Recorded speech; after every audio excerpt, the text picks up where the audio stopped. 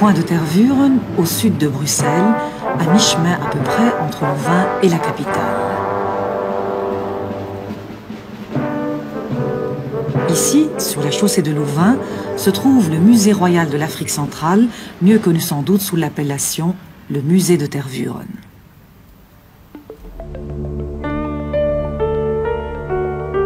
C'est nous, Bachir. Et on le parle là. Je vais très bien, Bachir, parce que j'ai relu la charte de l'impérialisme. Ah. Et j'ai retrouvé, parce qu'on nous demandait ici un jour que... Quelle est la source? Quelle est la source? Oui. Voilà. Alors Bachir est venu avec la source. La présente charte a été élaborée à Washington pendant la traite négrière. Ensuite, discrètement négociée à la conférence de Berlin en 1885, pendant que les puissances occidentales se partageaient l'Afrique. Elle a été renégociée secrètement à Yalta au moment du partage du monde en deux blocs après la Deuxième Guerre mondiale et pendant la création des sociétés des nations, l'ancêtre de l'ONU. Bachir, la source de ce document, je vous le dis, c'est le musée de Tervuren. Tervuren, c'est en Belgique, je crois. Tervuren, c'est en Belgique. Donc nous donnons la source. Vous allez là-bas, vous allez trouver l'original de ce document. Parce que quand on parle ici, on dit non, il n'y a pas de preuve. Voici la preuve. Donc on donne les sources de l'origine. Rapidement, regardez. Article 1, je vais survoler rapidement. La devise de l'impérialisme, c'est gouverner le monde et contrôler les richesses de la planète. Notre politique est de diviser pour mieux régner, dominer, exploiter et piller pour remplir nos banques et faire d'elles les plus puissantes du monde. Article 2 de la charte. Aucun pays du tiers-monde ne constitue un État souverain et indépendant. Article 3. Tout pouvoir dans le tiers-monde émane de nous. Nous l'exerçons par la pression sur les dirigeants qui ne sont que nos marionnettes. Aucun organe du tiers-monde ne peut s'en attribuer l'exercice. Tous les pays du tiers-monde sont divisibles et leurs frontières déplaçables selon notre volonté. Le respect de l'intégrité territoriale n'existe pas pour le tiers-monde. On va arrêter de la... Il y a combien d'articles à peu près? Non, je survole, appelez-vous. Tout pouvoir et gouvernement établi par nous est légal, légitime et démocratique. Article 6. Mais tout autre pouvoir ou gouvernement qui n'émane pas de nous est illégal, illégitime et dictatorial, quelle que soit sa forme et sa légitimité. Tout pouvoir qui oppose la moindre résistance à nos injonctions perd par le fait même sa légalité, sa légitimité et sa crédibilité. Il doit disparaître. Article 11. La liberté d'expression, la liberté d'association et les droits de l'homme n'ont de sens que dans le pays où les dirigeants s'opposent à notre volonté. Bachir, écoutez très bien. Article 17, je saute. Oui. Notre aide doit être accompagnée de recommandations fortes de nature à empêcher et briser toute action de développement des pays du tiers-monde. Article 18. Nos armées doivent toujours être plus fortes et plus puissantes que les armées des pays du tiers-monde. La limitation et l'interdiction d'armes de destruction massive ne nous concernent pas, mais les autres. Nos armées doivent s'entraider et s'unir dans la guerre contre l'armée d'un pays faible pour afficher notre suprématie et se faire craindre par les pays du tiers-monde. Toute intervention militaire, Bachir, a pour objectif de protéger nos intérêts et ceux de nos valets. Toute opération d'évacuation de ressortissants des pays occidentaux cache notre mission réelle, celle de protéger nos intérêts et ceux de nos valets. Je termine par l'ONU. Écoutez bien, article 22. L'ONU est notre instrument. Nous devons l'utiliser contre nos ennemis et les pays du tiers-monde pour protéger nos intérêts. Article 23. Notre objectif est de déstabiliser et détruire les régimes qui nous sont hostiles et installer nos marionnettes sous la protection de nos militaires, sous la couverture des mandats des forces de l'ONU. Monsieur Bachir, écoutez bien. Les résolutions de l'ONU sont des textes qui nous donnent le droit et les moyens de frapper, de tuer et de détruire les pays dont les dirigeants et les peuples qui refusent de se soumettre à nos injonctions sous la couverture des résolutions du Conseil de sécurité de l'ONU. Mon cher Bachir, je termine par là. Notre devoir, article 25, est de maintenir l'Afrique et d'autres pays du monde dans le sous-développement. Installer la misère, la division, les guerres, le chaos pour les dominer, les exploiter et les piller, ouvrez vos oreilles, à travers les missions des Nations Unies, mon cher Bachir. Notre règle d'or, article 26, est la liquidation physique des leaders et dirigeants nationalistes du tiers-monde. Bachir, je ne continue pas. Charte de l'impérialisme. Tanza Ambieta Mazulu, Au nom puissant de Malakima Congo, Malakima Nkembo, Isaiah Congo, l'archange Congo qui vient bientôt délivrer son peuple qui est dispersé au-delà des fleuves de Couche. Comme c'est prophétisé dans le Koma de Bankaka, notamment dans le livre de Nabi Isaiah, Ésaïe chapitre 18, versets 1 à 7, et confirmé dans le livre de Nabi Zipania, notamment dans Sophonie chapitre 3, versets 10 à 20. Le peuple du Dieu vivant n'est pas dispersé au-delà des fleuves du Mekong, au-delà des fleuves du Rhin, au-delà des fleuves du Jourdain, là où est Amalek. Le peuple du Dieu vivant est dispersé selon la prophétie divine au-delà des fleuves de Couche, c'est-à-dire de l'Afrique centrale jusqu'en Afrique du Sud, connus comme les peuples bantous, que nous avons démontré par la linguistique sémite, par l'ADN et par les prophéties que nous vous donnons tous les jours. Donc, bien-aimés frères et sœurs, nous sommes dans les derniers temps. Chaque fois que nous faisons des vidéos, nous vous révélons un certain nombre de secrets. Donc, nous allons vous révéler encore un certain nombre de secrets que vous devez connaître vous-même afin de ne pas vous laisser impressionner par les pasteurs du dimanche qui, eux, ne font que prier le Dieu de leur ennemi, qui se sont détournés du Dieu vivant et qui, malheureusement, prient le Dieu des dômes. Dans ces derniers temps, ils ne se sont pas détournés de ceux qui nous fouettent, comme le dit Ésaïe chapitre 10 à partir du verset 20. Le reste du soleil se détourne de ceux qui les frappaient, de l'oppresseur. Donc, c'est notre cas. Le reste du soleil, où sont-ils? Au-delà des fleuves de Couche, Sophonie chapitre 3, verset 10, à partir du verset 13, on le dit. Ok? Donc, bien-aimés frères et sœurs, Belouka à tous ceux qui nous suivent, tous ceux qui prêchent le peuple du Dieu vivant avec vérité, parce que nous sommes les Bena Congo. Le terme Congo, nous l'avons démontré avec le N. Congo, ça indique l'honnêteté, ça indique la fidélité, ça indique la vérité. Donc nous sommes les fils de la vérité. Nous devons marcher dans la vérité, éviter à tout prix que notre bouche prononce ce qu'on appelle le mensonge, la tromperie, parce que le faux témoin ne restera pas impuni. Dans la dernière vidéo, on a vu que dans le Nouveau Testament, Étienne était un faux témoin. Il n'avait pas l'esprit Congo, mais il avait l'esprit Édom, l'esprit de tromperie. On l'a démontré dans notre vidéo que Étienne, de votre Nouveau Testament, dans Actes des Apôtres, là, n'avait pas l'esprit Congo. C'était juste un Romain qui a écrit, et on voit que les choses sont en train de se révéler. Dernièrement, on vous a révélé que celui qui a écrit le livre de Corinthiens, là, ce n'était qu'un Romain qui ne connaissait même pas les réalités, les traditions israélites. Et nous avons démontré encore que Étienne, là, dans les Actes des Apôtres, ce n'était qu'un Romain qui a écrit, voilà quoi.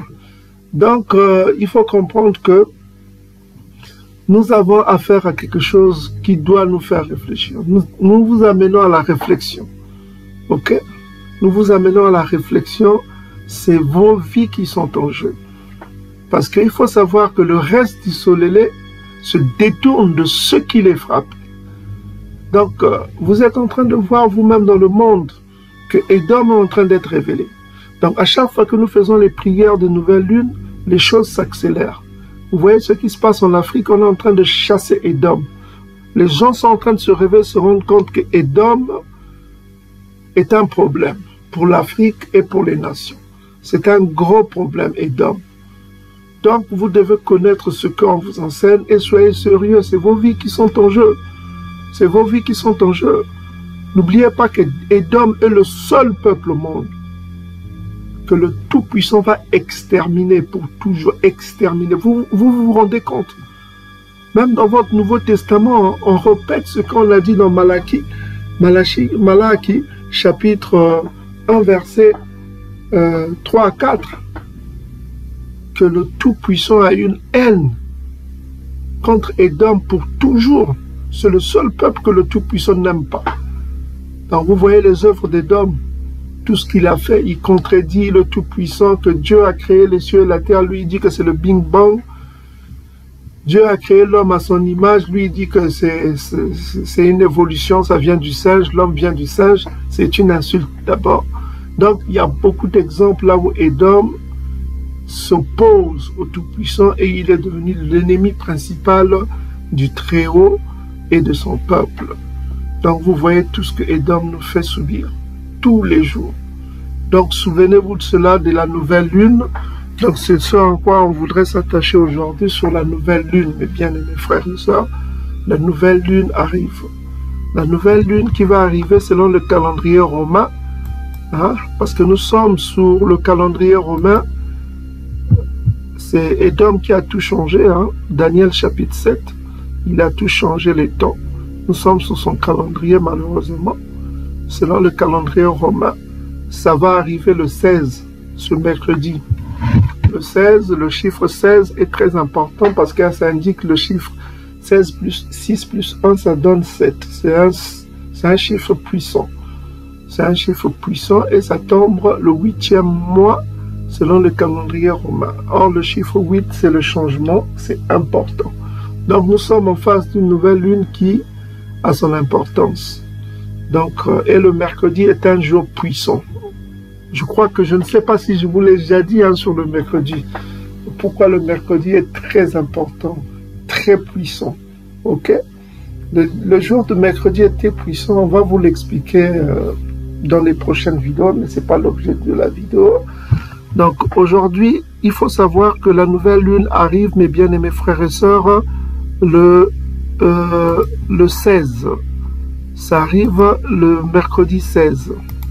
Donc, pour ceux qui sont au nord, c'est-à-dire dans le pays d'Édom, au nord, il faut savoir, ça commence à 8h04 et ça finit à 20h25, mes bien-aimés frères et sœurs. Donc, ça commence à 8h04, ça finit à 20h25. Pourquoi on donne cette date? On ne peut pas dire du lever au coucher de soleil, parce que ceux qui habitent en Finlande, dans l'Antarctique, là-bas, il fait que nuit, hein? Donc, le soleil ne se lève pas comme en Afrique. Donc, c'est pas la peine de dire du lever au coucher de soleil comme faisaient nos ancêtres. Donc, eux, ils étaient dans l'hémisphère sud. Donc, vous voyez, c'est différent. OK? Donc, il y a des Bantous qui sont en Finlande, qui sont... il y a beaucoup de Congolais en Finlande, des Camerounais en Finlande, dans les pays du nord de l'Europe, là où le soleil se raréfie. Le soleil se couche tard, donc tout ça comme ça. Il faut tenir compte de cela, mes frères et sœurs. Donc, pour nos bien-aimés frères, ça, il faut tenir compte des horaires qu'on vous donne, ceux qui sont au nord, parce que ce n'est pas les mêmes configurations qu'au sud. Hein. Donc, de 8h04, et ça finit à 20h25. Maintenant, ceux qui sont dans l'hémisphère sud, comme on l'a toujours dit, c'est du lever au coucher du soleil. Donc, dans cet intervalle, ce qu'il faut faire, il faut jeûner. Il faut jeûner sans dire à personne, dans la discrétion. Ne pas boire, ne pas manger pour ceux qui sont en bonne santé. Par contre, pour ceux qui sont en mauvaise santé, je vous conseille un jeûne en prenant de l'eau. Ceux qui ont une santé fragile, ne jeûnez pas. On ne veut pas vous perdre. Hein? Mais vous priez seulement au fond de votre cœur. Et puis vous évitez tout ce qui est aliments impurs, tout ce qui est alcool. Ne prenez pas de l'alcool, ne prenez pas les aliments impurs. Ok? Voilà quoi. Évitez les aliments impurs pour toute votre vie.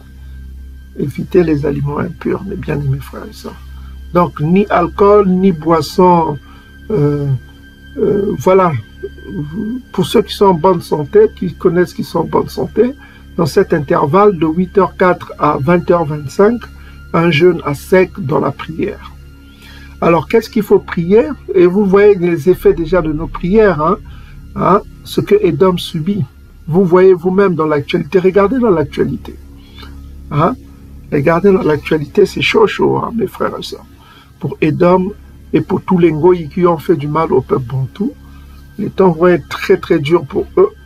Ok, mes bien-aimés frères et sœurs.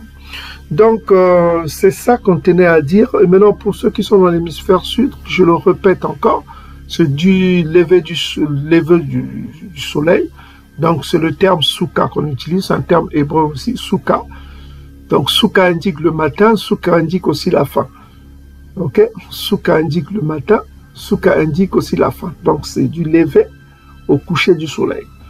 Donc, si le soleil se lève à 5 heures, je ne sais pas, en hémisphère sud, vous commencez à 5 heures et puis jusqu'au coucher du soleil, si c'est peut-être 20 heures ou je ne sais pas à quelle heure là-bas, au sud. Donc, vous respectez cela dans la prière. Maintenant, qu'est-ce qu'il faut prier? Il faut prier pour le Beluka du peuple dispersé au-delà du fleuve de Couche et de nos frères et sœurs qui sont en captivité parmi les Ngoï. Parce que nous avons des frères et sœurs qui sont allés en captivité que l'archange Congo a promis dans Sophonie chapitre 3, versets 10 à 20, notamment à partir du verset 20, qu'il ramènera les captifs de ce peuple qui est dispersé au-delà du fleuve de Couche sous nos yeux et qu'il nous glorifiera. Il va glorifier son peuple.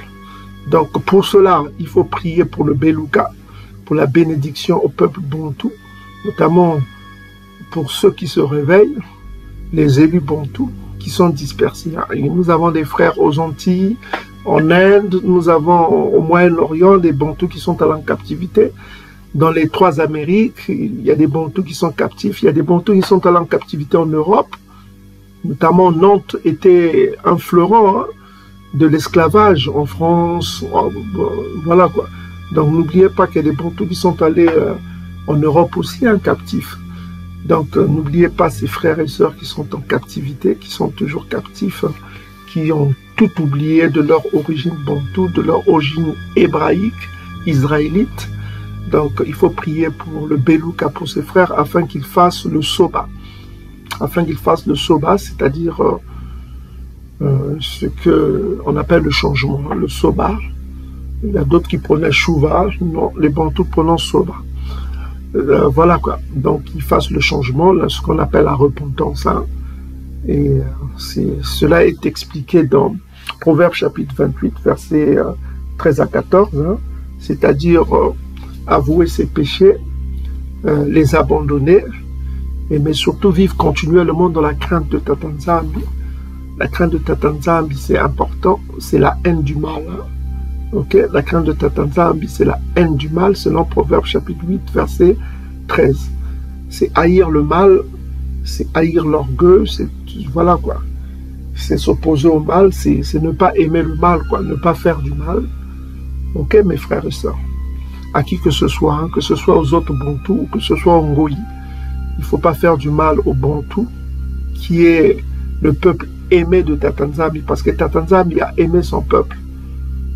Donc, si tu détestes un Bantou, tu détestes Tatanzambi, parce que c'est Tatanzambi qui aime ce peuple. Donc, tu ne peux pas détester les Bantous. Il ne faut pas haïr un Bantou. Si tu hais un Bantou, tu détestes ce que Tatanzambi a aimé. Même dans votre Nouveau Testament, on le dit, en Romains chapitre 9, verset 13, j'ai aimé Yankaba et j'ai de la haine, j'ai haï Ntsavu, Iso et Dom. Et ce n'est que la répétition de Malachie chapitre 1, verset Malachie chapitre 1, verset 3 à 4. Donc, bien-aimés frères et sœurs, il est important de prier pour le peuple du Dieu vivant, les peuples bantous, ceux qui sont au-delà des fleuves de couche, et ceux qui sont captifs parmi les Ngoï, de prier pour le Soba, pour ce peuple, pour qu'ils se réveillent, pour qu'ils changent leur habitude, pour qu'ils arrêtent de manger les aliments impurs, de commettre le péché, de respecter la loi, d'être obéissants pour qu'ils soient obéissants dans ces derniers temps. Et vous, de votre côté, il faut toujours partager les vidéos qu'on enseigne. Notre enseignement est basé sur 2 piliers, vous le saviez vous-même. L'obéissance à la loi qui nous a été donnée par Tatanzambi, par l'archange Congo qu'il a reçu, qui a donné à Nabi Massa. Nabi Massa a donné ça au peuple bantou. C'est ça notre héritage. Deutéronome 33, verset 4. C'est ça notre héritage. Et si on est obéissant, l'archange Congo va apparaître selon Deutéronome chapitre 30. C'est dans l'obéissance que nous aurons la récompense. Donc l'obéissance donne la récompense. Mais la résistance, la rébellion, donne la déchéance. Ça donne la perte de soi. Celui qui résiste au commandement de Tatanzambi va à sa perte. Ok? il va à sa perte, tant pis pour lui, quoi. Nous, on est là pour sauver nos vies, hein. Chacun sera devant le tribunal de Tatanzambi. Donc, chacun sauve sa vie, hein. Donc, nous, on essaie de, par amour pour notre peuple, on essaie de vous prêcher, de vous dire, repentez-vous, parce que les temps difficiles arrivent. Ne rigolez pas, hein. Tout ce qui rigole de ce que l'on dit, tant pis pour vous, hein.